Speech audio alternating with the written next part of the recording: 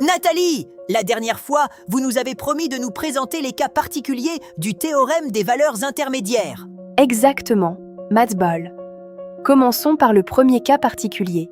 Si f est une fonction continue sur un intervalle fermé allant de a à b, et si le produit f de a par f de b est strictement inférieur à 0, alors l'équation f de x égale 0 admet au moins une solution, notée alpha, appartenant à l'intervalle ouvert allant de a à b. Je vous laisse maintenant avec cette interprétation graphique proposée par notre fondateur. Merci Nathalie.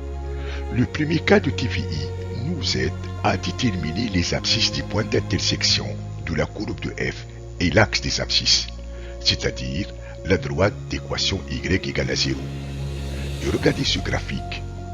On a f est une fonction continue sur l'intervalle fermé AB et on a f de a strictement négatif, f de b strictement positif, leur produit f de a fois f de b strictement négatif. Alors, la droite d'équation y égale à 0 coupe la courbe C au moins en un point dont les abscisses de ces points sont dans l'intervalle ouvert AB. Et le deuxième cas, Nathalie? Très bonne question, Mathball. Le deuxième cas particulier est encore plus important. Il dit que si f est continu et strictement monotone sur un intervalle fermé allant de a à b, et si k est un nombre réel compris entre f de a et f de b, alors l'équation f de x égale k admet une unique solution, notée alpha, appartenant à l'intervalle ouvert allant de a à b.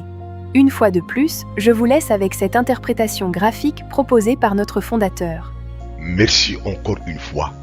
Le deuxième cas particulier de TVI nous aide à montrer qu'il existe un unique point d'intersection de la droite y égale à k et la courbe de f. Et regardez ce graphique.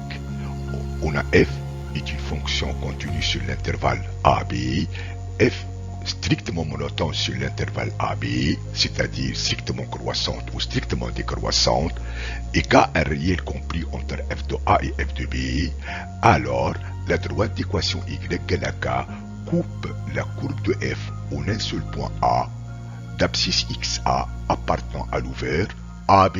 Merci infiniment, Nathalie. Avec grand plaisir, cher Mathball. À très bientôt pour découvrir un nouveau théorème. En attendant, restez bien connectés à BMN Math. Et n'oubliez pas d'inviter vos amis à s'abonner à notre page Facebook BMN Math, ainsi qu'à notre chaîne YouTube qui porte le même nom, BMN Math. À très bientôt.